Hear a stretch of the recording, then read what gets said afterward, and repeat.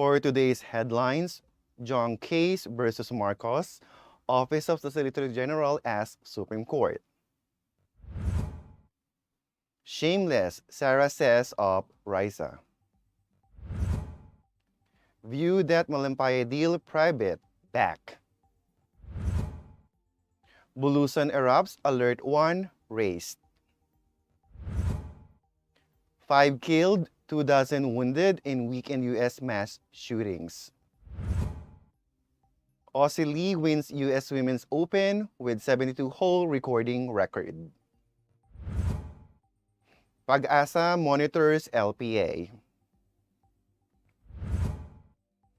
Negros Occidental's Gwendolyne Fourniol wins Miss World Philippines 2022. Good morning, I am Kim Sancha and this is Tribune News on Q. Today is the 6th of June 2022 and these are the latest news this Thursday morning. Solicitor General Jose Calida has asked the Supreme Court to junk a petition assailing the dismissal by the Commission on Election or COMELEC of a case to cancel the certificate of candidacy of President-elect Ferdinand Bongbong Marcos Jr. Solgen Calida said he filed 2 separate comments, one for the COMELEC and another for the House of Representatives, in order to defend the people's will in the recently concluded 2022 national and local elections. Marcos will be sworn in as the 17th President of the Republic of the Philippines at noontime on the 30th of June 2022. Over 31 million Filipinos made him the first majority-elected president in decades, over far second Vice President Leni Robredo, who had about 15 million votes. Marcos' running mate, Vice President-elect Sara Duterte Carpio, who garnered over 31 million votes, will have her inauguration on the 19th of June in Davao City, where she's the outgoing mayor. She said she'll advance her oath-taking so she can attend Marcos' own at the National Museum. In his comments before the Supreme Court, Calida sought the dismissal of the certiorari petition filed by the group led by Father Christian Buenafe seeking to reverse the COMELEC's dismissal of their plea to cancel Marcos' certificate of candidacy. He asserted that the petition was doomed as it peddles the incredulous and misleading narrative that Marcos was not qualified to run for president. Likewise, the petition has been rendered moot by the proclamation of Marcos as president-elect by members of the Senate and House acting as the National Board of Canvassers, he added. Calida explained that any objection to the president-elect's qualification now fall under the exclusive jurisdiction of the President Electoral Tribunal. The Solgen also pointed out the High Court's lack of jurisdiction over both the Senate and the House of acting jointly as the National Board of Canvassers. At the same time, Calida said Buenafe's group failed to impute grave abuse of discretion by the COMELEC when its 2nd Division junked the plea to cancel Marcos' certificate of candidacy, and its en banc affirmed that decision. Vice President-elect Sara Duterte Carpio did not mince words when she called out journalist Raissa Robles on the supposed irresponsible and discriminatory views of Mindanao and its people. Duterte slammed Robles late Saturday for purportedly speaking ill of Mindanao, in particular for implying that the region is a hotspot for kidnapping. Frasco is the incumbent mayor of Liloan, Cebu, and concurrently acts as Duterte's spokesperson. She vowed to promote lesser-known local tourist destinations as Marcos' tourism secretary.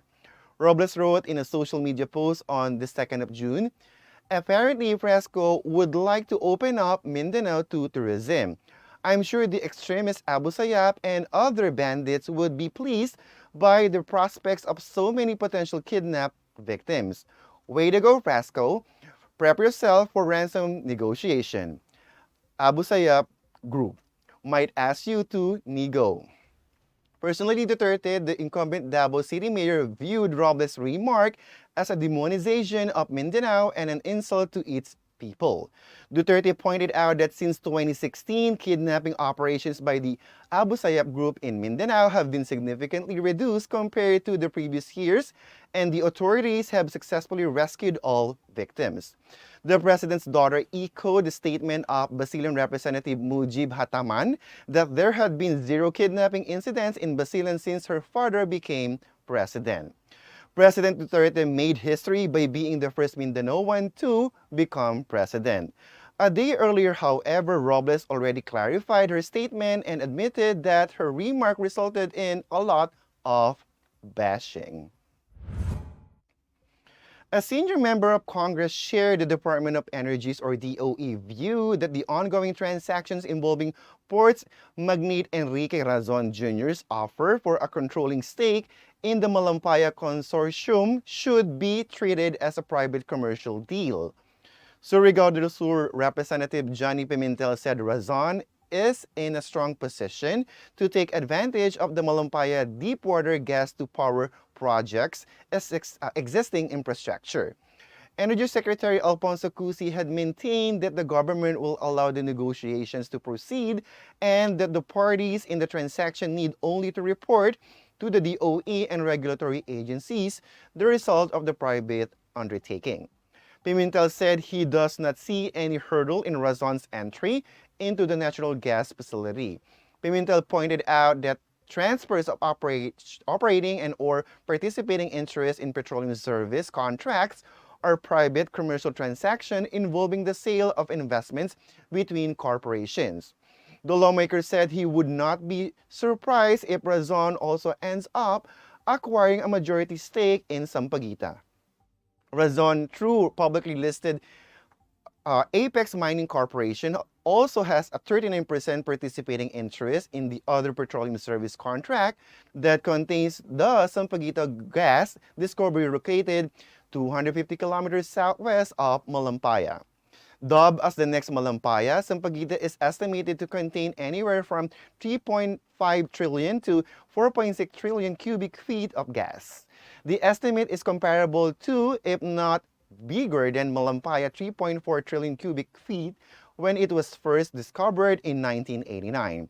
Prime Infra Holdings Incorporated, Razon's infrastructure arm, said Thursday that the acquisition process of the controlling stake in the Udenalid Malampaya facility has already started. The transaction will close once approved by the DOE and state-run Philippine National Oil Company Exploration Corporation or PNOC EC, which holds a 10% stake in the project. It said it is also seeking other regulatory and lenders' approvals before finalizing the transaction. Tribune News on Q will be back after these short reminders.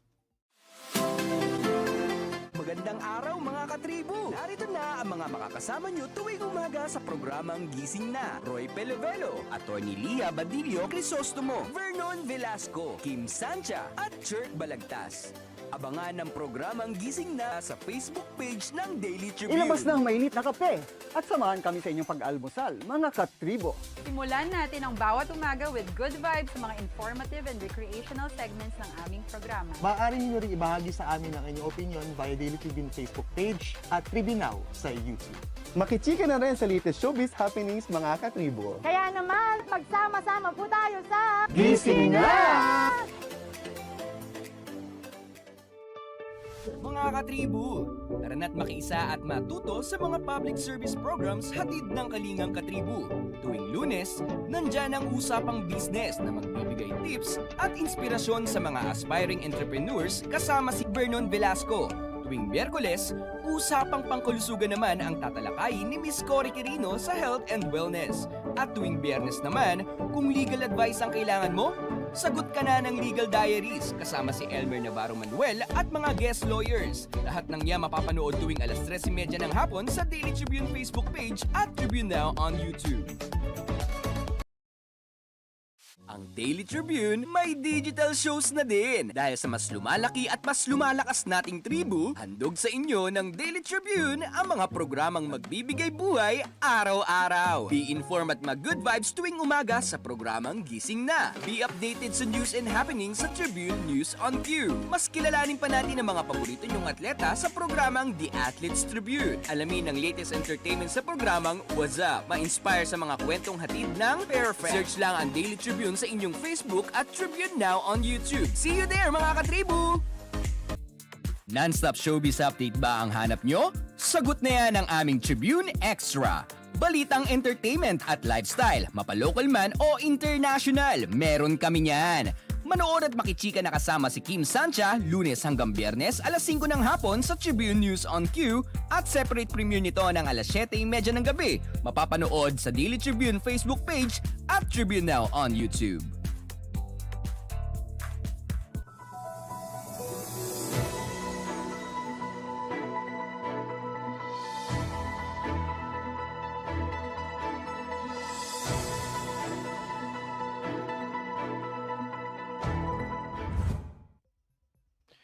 We're back on Tribune News on Cue.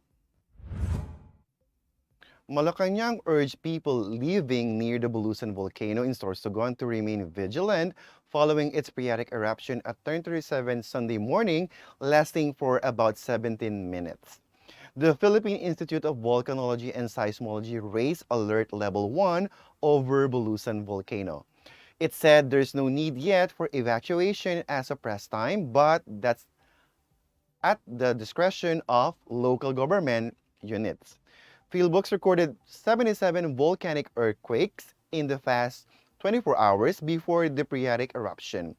Solidium urged the various local government units around Bulusan not to allow people to enter the 4-kilometer permanent danger zone. Mark Timbal, spokesperson of the National Disaster Risk Reduction and Management Council, noted one reported ashfall incident at Barangay Cogon in Irosin. The NDRRMC is already coordinating with the Regional Disaster Risk Reduction and Management Council of Bicol, he added.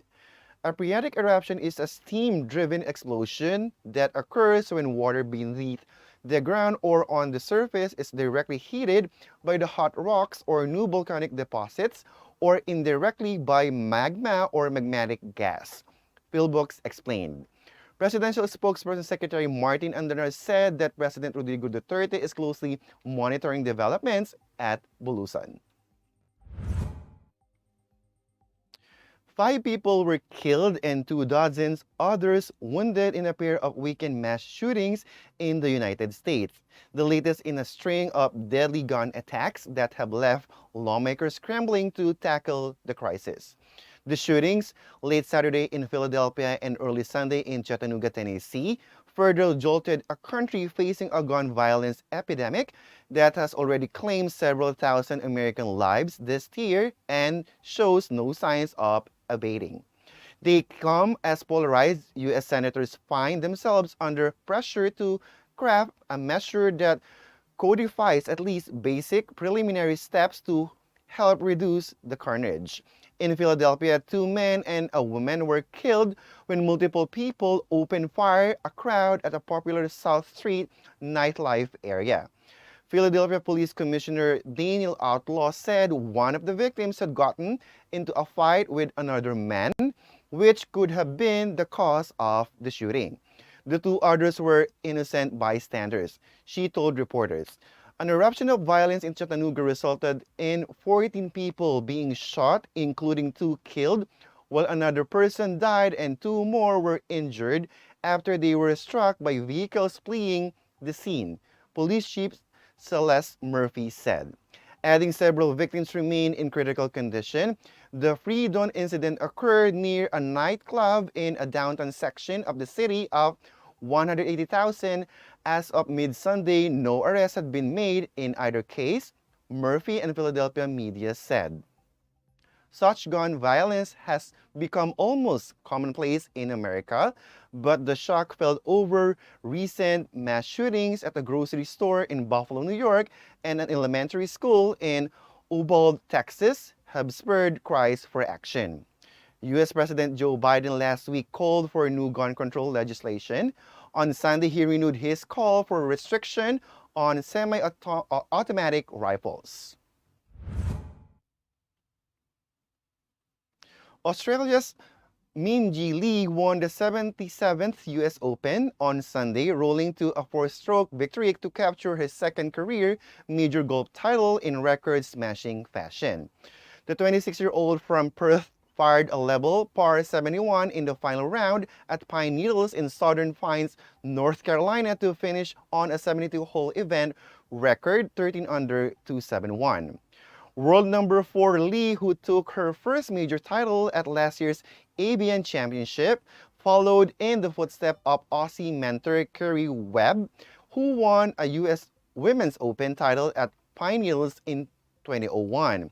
The old U.S. Women's Open Law 72-hole mark was 272 set by Sweden's Annika Sorens Tom at Pine Needles in 1996 and matched by American Julie Inkster in 1999 and South Korean Chu Hin-ji in 2015. Lee captured her 8th LFGL LPGA title by holding off American Mina Hargitay, second on 275 after a closing 72, and claimed a record $1.8 million top prize from a $10 million purse, the richest in women's golf history.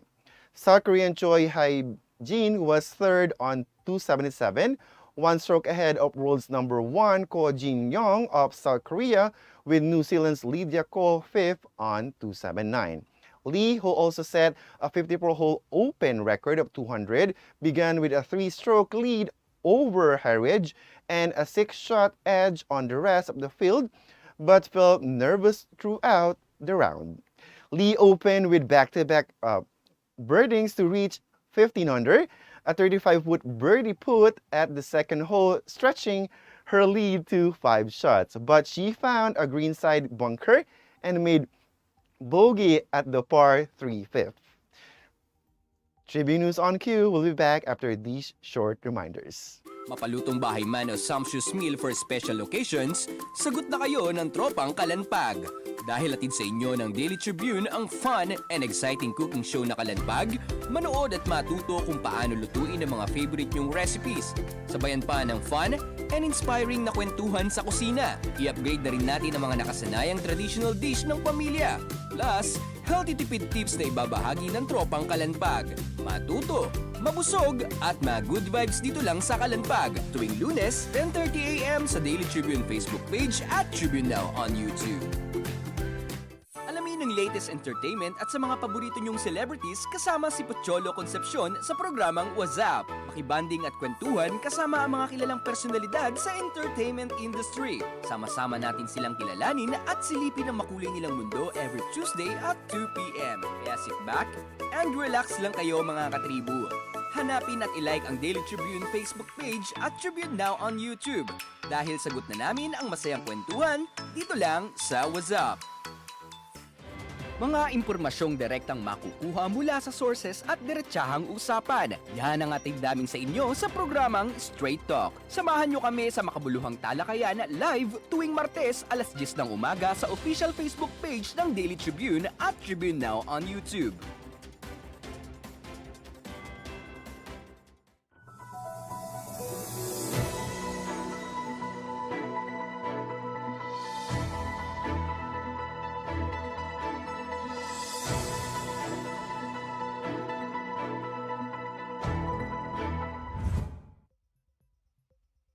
And we're back on Tribune News on Cue.